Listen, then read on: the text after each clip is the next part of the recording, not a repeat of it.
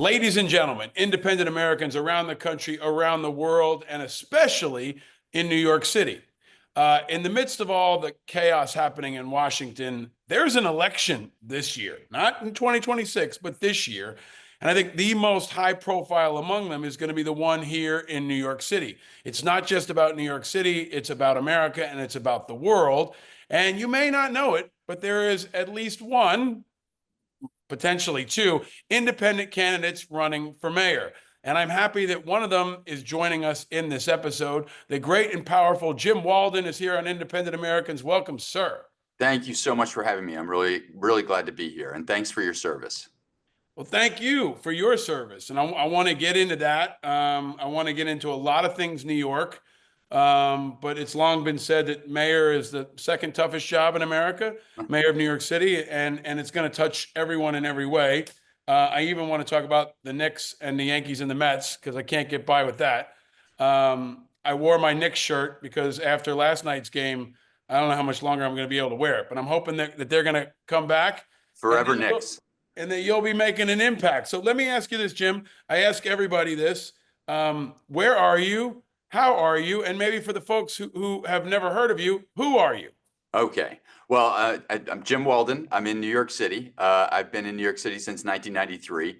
I cut my teeth as a federal prosecutor, primarily going after organized crime, the mob, as well as Chinese heroin traffickers from the Golden Triangle, mostly the money guys. I did that for 9 years, mostly with mob prosecutions, and then I became a private lawyer. And for the last 23 years, I've been doing things to pay the bills, but I've also been giving back to disadvantaged groups and individuals who have been screwed over by the government. So regardless of whether it's the indigent, the mentally ill, public school kids, low-income housing tenants, I've brought tons of cases to try to substantiate their rights, push back against either corrupt or inept decisions from policymakers. And it is what has caused me to decide at this point to run for mayor. I've seen good administrations, I've seen near great administrations, and I've seen terrible administrations. And from my perspective, we need a break from the political parties to have a period of time where excellence is the standard. People are first, not politics. And we have an independent city hall that is channeling both Democratic values, Republican values, and everything in between to get a centrist platform that will deliver the services that people need, that people rely on, and that people deserve. Well, you're singing a song that this audience is receptive to, and I want to get into the nitty gritty of it. And I have been, among the many vocal critics of Mayor Adams and his predecessor. I've called Adams Mayor Disaster 2.0 because de Blasio was 1.0. We've seen what can happen at its worst in terms of partisanship, in terms of incompetence, in terms of failures of moral leadership. But let me ask you this before we get into all of that. I mentioned Adams because he's now running as an independent because the Democrats won't have him. And too often, independents become self-proclaimed independents because they have nowhere else to go. But let me ask you to set the stage for yourself, because it sounds like you're the only true independent in this race. Why are you an independent? And how do you define independent, especially in this environment? So that's a great question, and I'm thrilled to answer it because it was a decision I made a long time ago. So in the aftermath of the Clinton administration and in the beginning of the Bush administration, I was becoming more and more politically aware and dialed in, and I saw what was happening between the parties, and it just made me sick that there was so much infighting, so much disagreement. Blood sport was starting to emerge. It's only gotten worse. So in 2006, I realized that the party system was broken and that all too often people were putting party over policy, party over people, and I was not down with that. So I registered as what's called in New York an unaffiliated voter. At that time, there was an independence party, but I wasn't that familiar with it, so I registered as unaffiliated. Subsequently, the Democrats banned the Independence Party in New York State, which I thought was a horrible abuse of power, and nobody even really realized that they had done that. There were 500,000 registered members of the Independence Party in New York State at the time, or at one time before they banned it. So this was clearly a naked attempt to try to suppress voter freedom. And this is what the Democrat and frankly the Republican Party have been doing for years with things like gerrymandering. So in 2006, I had enough. I decided I wanted to be an independent. And since that time, I've chosen candidates based on their qualities and qualifications, not their party affiliation.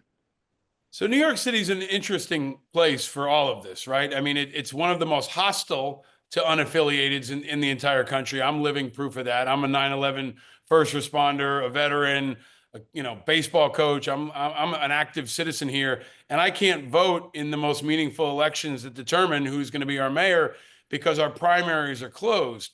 You mentioned the Independence Party, which is kind of a part of the clutter that exists in America, right? It's different in each city. It's different in each state. Sometimes people are registering and they want to register unaffiliated, but they end up registering with an independence type party.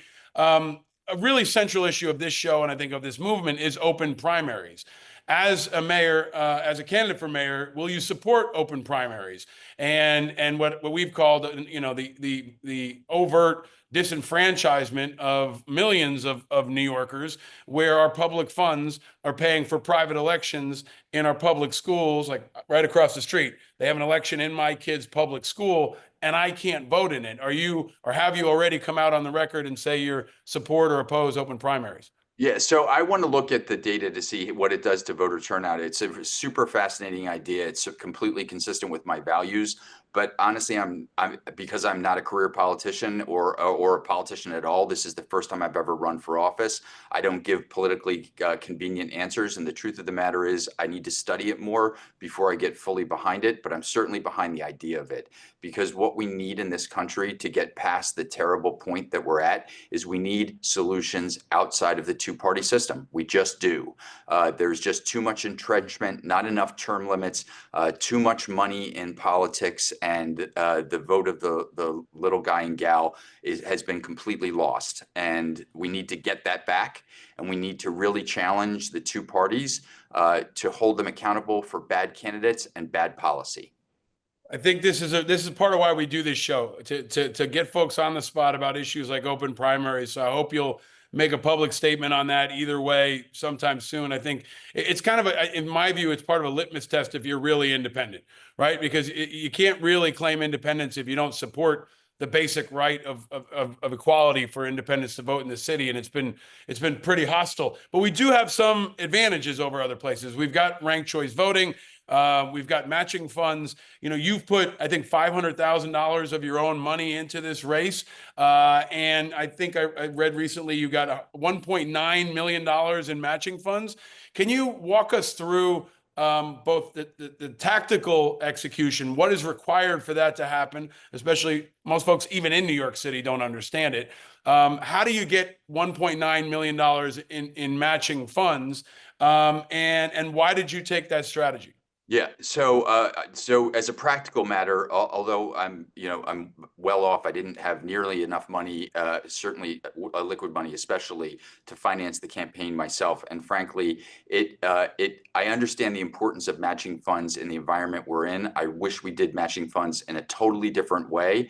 But the way that it works now is you have to reach a threshold of what I'll call credibility. Now, the credibility really is a gating item that the majority parties put in to keep out independent candidates. So they should lower the thresholds that are necessary for both first-time candidates and independent candidates or third-party candidates. But the thresholds are the same whether you're an incumbent politician that's been in office for 20 years and has an established base, or you're someone like me that's never run before and doesn't have any established base to speak of.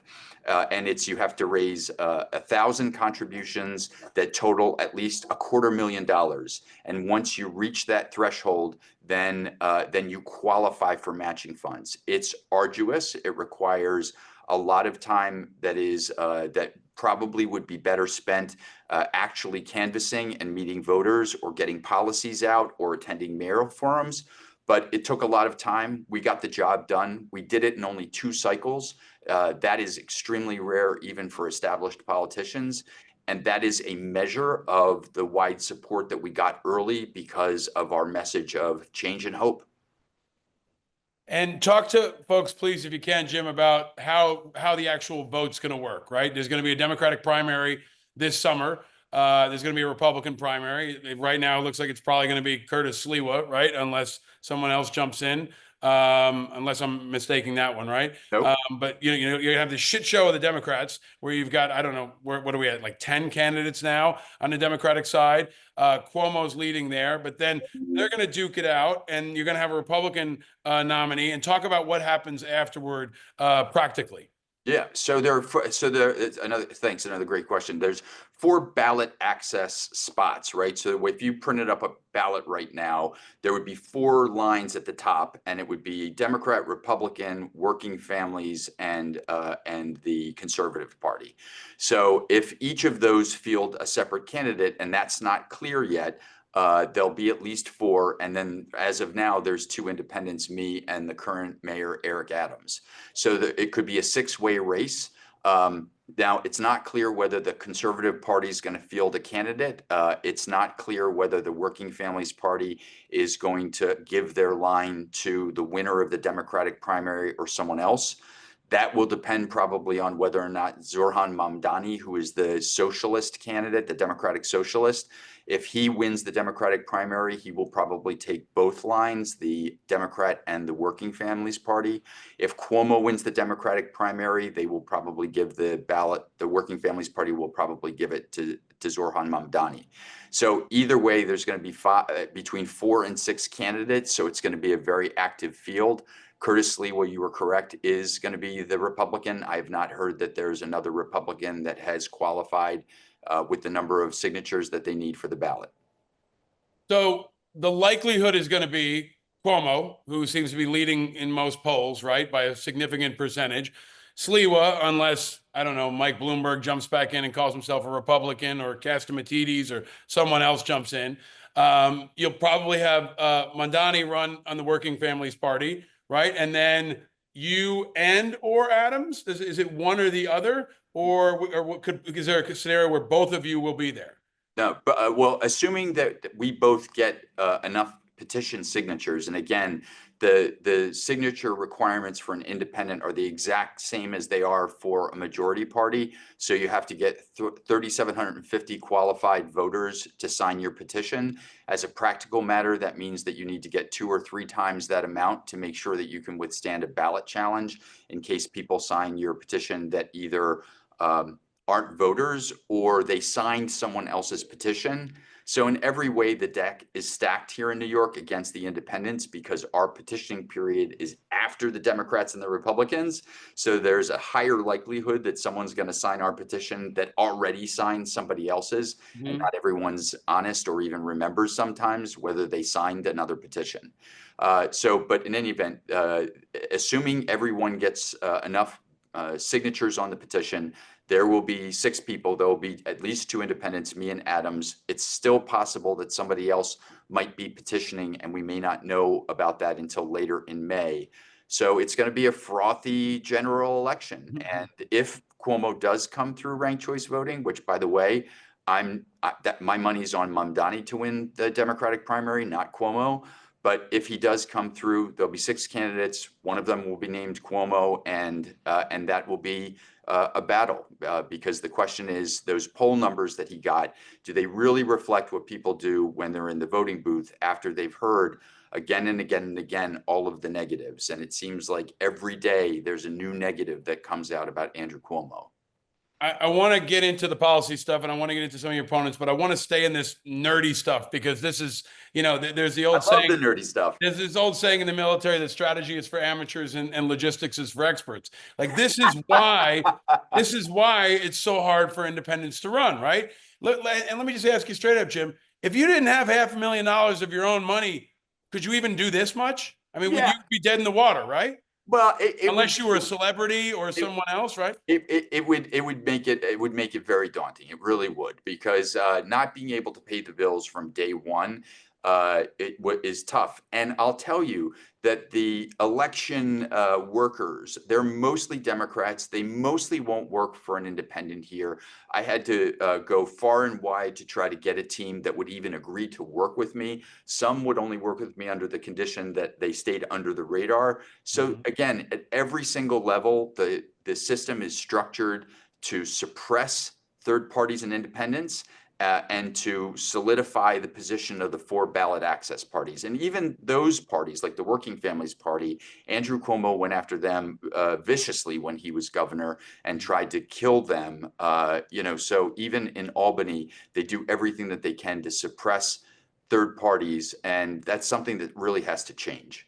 Well, and there's always a chance that Cuomo could lose and then run as an independent, right? And pull the Adams card here, right? Which would create an entirely different scenario. But I think also underscores the challenge we have as independents. We're often viewed as the place people go when they don't have anywhere else to go, or it's the place for weirdos and wackos, right? And especially in the last cycle with folks like Dan Osborne, we've been trying to show the seriousness of the movement, right? People who come from the national security world, who come from the legal world, who come from the business world. We've got Bloomberg as an example here, but correct me if I'm wrong. I think he won as a Democrat and then changed afterward. Close, right? Close. In 3 races, he ran as Republican independent, and then independent Republican. Right. So he had 2 lines in each of the races, but he was a Republican in the first 2 terms and then switched to independent in the third. Thank you. I'm sorry. I got it backwards because it's been hard to track on these folks here, right? And so let me ask you to go straight into this. I mean, why are you the real independent? Or do you think, I'm assuming you think you are, but why? I have my own opinions, and I've been vocal about the fact that Eric Adams is doing this for political convenience, like almost everything else he's doing. He's not really, he's even said he's still a Democrat. But for, the roughly 50% of folks that in the city, maybe, that are independents, especially young people who are voting for the first time and disproportionately unaffiliated, how can they trust you? Right? I mean, that's part of the question here is you can't really trust people to be really independent. Why can they trust you to be really independent? Well, so they can trust me to be independent because I've been independent for virtually my whole voting life. I mean, I was a Democrat, little d, until 2006. Even then, I supported some Republican candidates when I didn't like the Democratic candidates. And since 2006, I mean, that's a long time ago. It's almost 20 years now. I've been an independent, and my whole way of doing this election is different. I've already pledged that in my administration, there's going to be Democrats and Republicans and independents and a conservative party member as part of my core team. And my policies are centrist. I mean, there are policies that if people looked at them in isolation would appear to be more, I hate using the word progressive, I'll say liberal, more liberal policies when it comes to reinforcement of the safety net, or more conservative policies when it has to do with policing, for example, or fiscal responsibility. So I've often described myself as an independent or a unicorn because it is rare, particularly in local politics, for someone to declare centrism as a defining goal. And the truth of the matter is, when I've gone to areas, whether I'm on the Upper West Side or I'm in Brownsville in Brooklyn, one of the hardest hit areas, highest crime areas, so many people that I meet describe themselves exactly the way I describe myself, which is they really don't care what the party says. They're disgusted with career politicians who, think that they deserve the job and they want to enjoy the job, but they don't want to do the job. And we've seen that again and again at every single level, at federal, state, local. And I think people are just done because when you have bad candidates, you have bad policy, and then you have bad outcomes. And that's what we've been seeing. Adams ran sort of as a moderate Democrat, right? A strong on crime, former cop, and now it's just devolved into this epic and catastrophic shit show. But what's the strategy, Jim? I mean, assuming that it's fair, we've got our friend Errol Lewis and others, Brian Lair, who will be kind of moderating these forums, and it'll get to a crescendo after the summer. I assume you'll get spaces on most of the debate stages if there are debates and forums. You've been involved in those. But what's the strategy here? I mean, you need a home run. I don't know, they're independent expenditures. You're going to seek out endorsements. But how do you win this? I mean, how do you make the case to someone to give you money when it looks like you don't have a snowball's chance in hell of actually pulling this off? Right. Well, listen, I mean, you're patient and you have a plan, right? So, and I believe in planning and logistics, and it's important to land both planes. And so far, every single milestone that we've set, we've exceeded. I raised $630,000 in my first cycle, 2 months, which was the second highest. And the top guy was only about $13,000 ahead of me. And in the second cycle, I made matching. I got my first significant endorsement, which is the largest labor organization in the city, within 2 weeks of my launch. And in the first poll, despite the fact that I have a name recognition hill to climb, I broke through in the first poll, which tells you that my strategies so far are working. Now, I didn't punch through hard. I was at 4%, but nobody gave me a snowball's chance in hell, to use your phrase, of doing all of these things. And the more that I do, the more attention that I'm getting, and the more attention that I get, and believe me, I fight for every bit of ink that I can get. It's helping in the overall strategy. But the thing that's helping the most is the fact that I can go into any community. Over the weekend, I went to the Pink Houses, which is a low-income housing community, what we call a NYCHA community, that has been very, very hard hit, and it's in a very high crime area in East New York. And I went there and I spoke to people for the majority of the day. I can go into an area like that and walk away with people that are inspired. I can walk into Wall Street boardrooms and walk away with people that are inspired. Because of my life's journey, I appeal to people where they stand, which are on the key issues. People don't care about when they're talking about a city government that delivers safe and clean transportation, or gets rid of corruption, or makes literacy a priority. They don't care about all of these other hot button issues. They want state and federal officials to duke those things out. They want a city government that's going to deliver what people need to prosper, to be able to pay their bills, to have safe housing. And when I talk about those things, and they know that it's authentic because I struggled in some of those areas over the course of my life, that's why I am different, and why I believe I'm catching on even more so than the number of articles that have been written about me or my policies. Jim, you are the first in our Meet the Independent Candidate series for this year, and we Thank you. obviously want to try to give you as much shine as we can, so you can make these points and you can connect with people. And also, I think New York has become such a microcosm for the nation on a couple of issues. And let me ask you to just tackle the one that I think is maybe most relevant to me and so many other people, not just in New York but nationally. We can't call it crime. Safety, right, is the issue, I would say, right? Safety, because there's this bullshit about crime rates and all that. I've lived in New York most of my adult life. It's never felt less safe. Walking with my kids on public transportation around our neighborhoods in most of the city, it feels notably less safe. And I think many Americans feel that way in their cities around the country for any number of reasons, including because they're afraid of the police, or because of ICE, or most, I think immediately in New York City, just the proliferation of people who are out in the street who feel like threats, right? And you can't quantify a crazy person on the subway who threatens you, right? It's not going to go into police blotter. We've all seen that happen. But let me ask you, what is your plan to make New York City safer? Yeah. So thanks. Great question. And let me just tell you something. It's like, you only have to see one time for the rest of your life the video of Debrina Kwam getting immolated on the subway by a Venezuelan migrant to have that resonate every single time you or your kids or your loved one step on the subway. And that was a terrible crescendo moment in a long series of assaults, stabbings on the subway. So the truth of the matter is that there are two things on safety that we have to get right. And the number one thing is the number of police officers we have.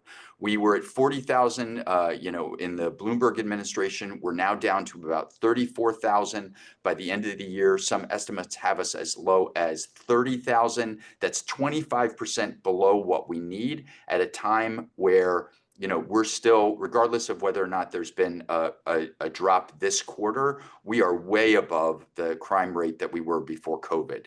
And so that's the benchmark that people should be working toward. And you can't do that without getting more police officers on the street. That's number one. Can I pause you on that one? Because Sure. I want to dig deeper on this, because I think Yeah, it's yeah, not yeah. just about, as I'm just going I to can take a tell you drink. this as a former military police officer, as a guy who does security, it's not just about quantity, it's about quality. I agree. And former cops can say, we need better cops, right? We need better people. We need better training. We need better support. We need to make being a cop more attractive to talented people right now, right? And after especially the last two administrations, cops don't want to stay in. They want to get out. Young people don't want to be cops. What can you do about the actual quality? Is it pay increases? Is it incentives? How are you going to get better cops in New York and not just more of them? Yeah, so that's a super complicated question. So I'll tell you a couple of what I think are requirements. Number one, we have to have stability at the top. And right now, we don't have stability at the top. We have a bunch of cronies of Eric Adams other than Jessica Tisch. Jessica Tisch is the one breath of fresh air. Even she's challenged based on the circumstances that she inherited. She's the fourth police commissioner in 3 years. It's ridiculous. So first of all, we need to clean house. I'm not talking about Tisch, but at the lower ranks, we need to clean house and get the Eric Adams cronies out of there. Secondly, we have to have better starting salaries for our police officers and more reasonable benefits. The idea that we don't have a mortgage program for our cops to attract the best and the brightest here is a self-inflicted wound. We should be able to do that. We're the greatest city in the world. We should be able to help cops who are putting their lives on the line every day get a roof over their heads so that they're not suffering home insecurity while they're trying to patrol. And number three, we have to change the way that we train police officers. We got to extend the academy and include some empathy training in there so that before they have a badge and guns, rookie cops are going into the field, working with community leaders in disadvantaged circumstances, going to events like Cops and Kids and PAL, and really seeing how retired cops and older cops relate to members of the community. And that's got to be baked into the training and many other things. But if we do those three things alone, we will have a better, more responsive, more responsible police force.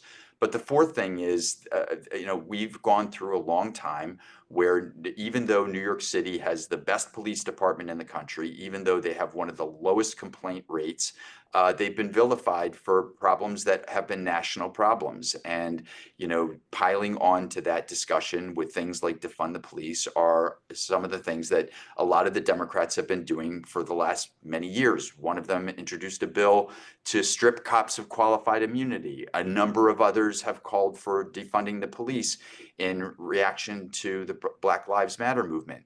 When I hear those words, I just think of it as police bigotry, because the truth of the matter is, there are cops across the city who are involved in acts of valor every day. And what we need is balance. We should lift up our disadvantaged communities and give them what they need to trust the police again. And there are proven strategies for doing that. But we also need to support our police. And in City Hall, the police are going to have someone that supports them and wants them to get better the way we all need to get better. I need to get better. You need to get better. The cops need to get better too. And they want that. Jim, I mean, the Democrats have a record low approval rating on the party, and I think that must be so much lower in New York City among cops and firefighters, and in places obviously like Staten Island. So I think you have a real opportunity to snatch some of that market share from the Democrats and from what normally would go to a reasonable Republican. Curtis Lee was not a serious candidate. He runs every year. He's, for the folks that don't know, he's a radio show host and a perennial candidate. So I think there's an opportunity for you to make headway on that as an independent, especially, but also on maybe the other top issue, which is cost. right? Everything's expensive. There's no place more expensive than New York City. Everybody feels the pressure. Cops can't afford to live here. Everybody's feeling a crunch. And now we're also seeing the downstream impacts of things like tourism's down. So how are you gonna make New York City more affordable, more livable for people in the city? Right. So there's a couple of components to that. And number one is we need to be more fiscally responsible. I mean, if you look at the state comptroller's reports, we've got some dark days ahead of us if we don't turn the ship around on cutting programs that don't really help that many people. But at the same time, a rising tide lifts all boats, and we've got to lean into our business and real estate communities if we want to solve some of these perennial problems. There are too many New York businesses or real estate companies that aren't doing business here or are leaving. And we've got to realize that the trajectory that we're on is not one that is consistent with both prosperity and having a safety net that New Yorkers deserve. So I don't believe in these false choices. I believe in balance. That's why I'm a centrist. So on affordability, for example, I put out a housing plan that is the most detailed housing plan of any candidate in the race because I, with my team, took the time to really figure out all the tools that we had, not to just help produce housing, but to produce enough sustainably so that we will get beyond the housing crisis. And frankly, we were very ambitious in terms of what we intended to do, which is largely based on land management. It's largely taking or taking back parcels of property that are either vacant, underused, they've never been developed on. There's a lot of land in New York City where there could be vibrant housing. And we're going to trade that to developers for fewer tax incentives to preserve as much of our tax base as possible, while at the same time creating a whole new contract-based system of rent stabilization where the rents are going to be actually lower because we're going to use a rent that's based on borough-specific income, and we're going to cap it at 25% instead of 30%. So there's a lot of. Can I pause you and take you back to where you started? Because Sure. You're covering a lot of bases here. Oh, sorry. But no, it's helpful. But what are you going to cut and who are you going to tax? You said earlier, there's some programs that need to be cut. What specifically are you going to cut? And where are you going to generate revenue? Like, who are you going to tax? How are you going to balance it? Because we got to get down to brass tacks on that. And for the folks who aren't going to sift through the 100-page housing document, which I admire, the ambition of it, what are you going to cut and who are you going to tax? Yeah. So I'll give you an example, right? We need to get more money, for example, to our schools, right? Our literacy rates in the fourth grade are only 50%. We're the greatest city in the world, and we can't get literacy right for school kids. What's the problem there? The problem is that 40 cents of every dollar that goes to the Department of Education goes to administrative costs that have nothing to do with running schools. So we've got to get that number down. And there's some programs that I'm still studying. So I'm not going to say I'm going to cut a program and when I need more data in order to identify something that's really not working. But there are programs that the Department of Education has been wedded to that don't seem like they're working to me. And so I'm going to take a hard look at them with subject matter experts in every single agency. So every single agency, by dint not of my policy priorities, but by where we are on the budget, right? Our capital position right now is worse than it was last year and the year before. So we're going to need to go through with a sharp pen and a scalpel and trim a lot of the fat. I'll give you another example, right? Our overtime for police has ballooned in a ridiculous way where we're overworking police officers, and we spent more than $1 billion on overtime that I believe was unbudgeted. If we took 56% of that, we could hire 9,000 new police officers at higher salaries, which means that we would need even less overtime than what remains of the $1 billion. But Jim, you'd also lose a lot of cops who need the overtime. Right? Like this is the side of that people don't talk about. A lot of cops can live as cops because they do overtime, right? And that's how, especially senior cops are gonna, keep being cops and not retire. So isn't there a challenge there in reducing overtime and losing the upside that presents for people who are cops? Listen, you may be talking to different people than I am, but I know a lot of cops that are burned out and at their wits' end, and they're doing overtime tours that they don't want to do. And frankly, to the extent that there's an incentive to do overtime, it's kind of at the later stages of your career, Yeah.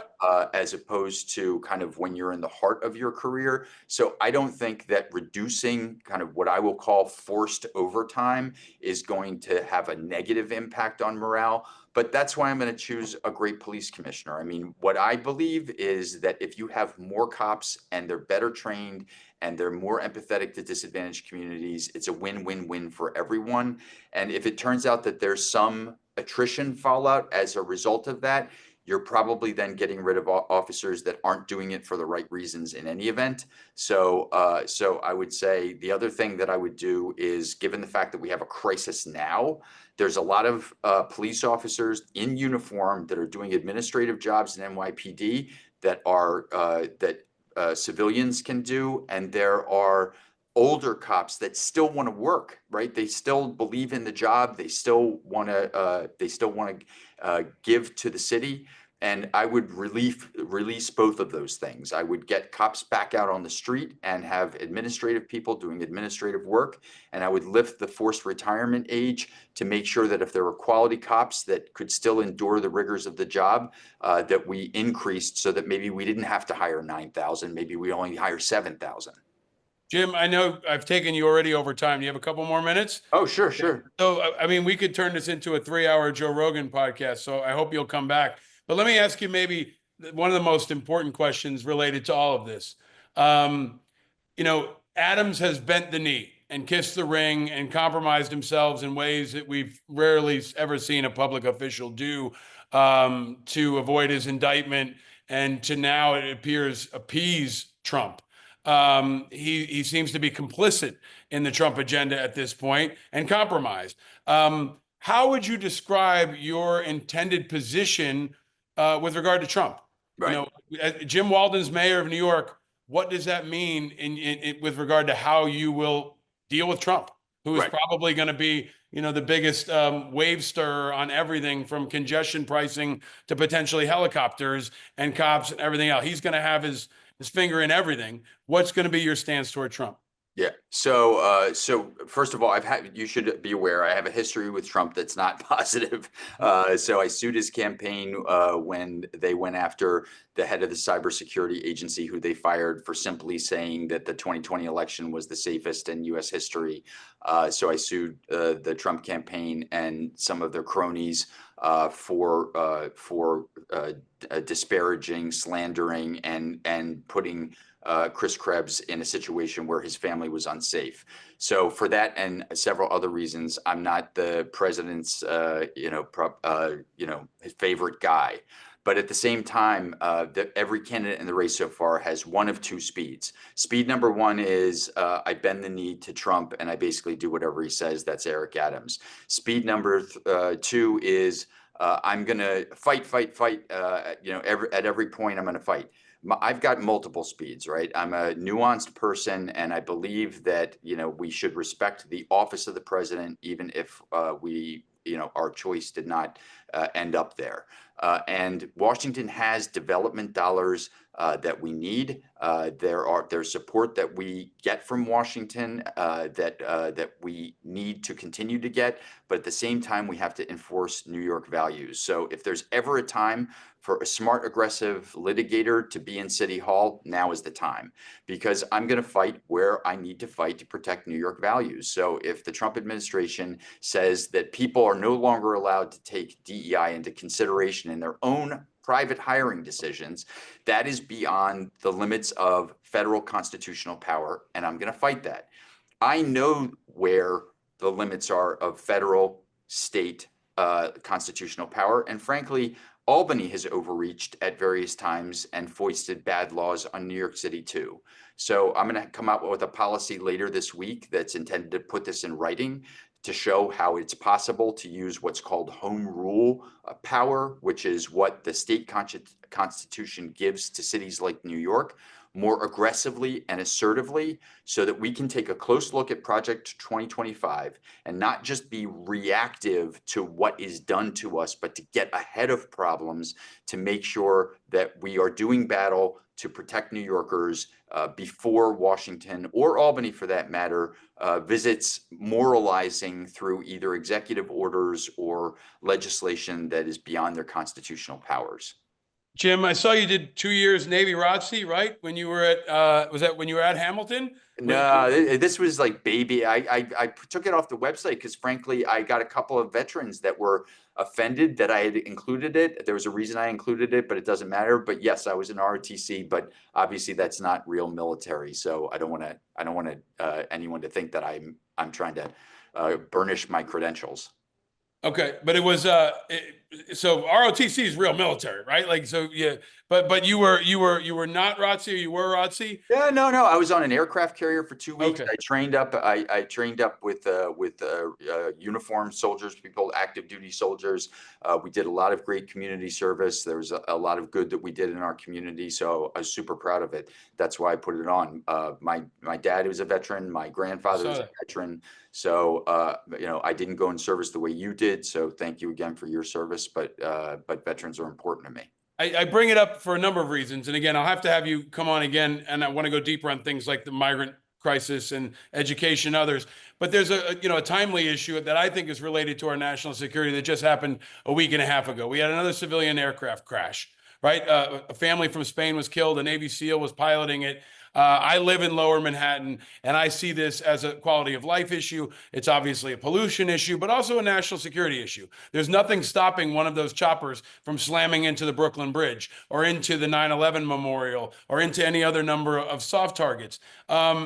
Most public officials at the national level have been quiet on this issue until now. Schumer's finally come forward.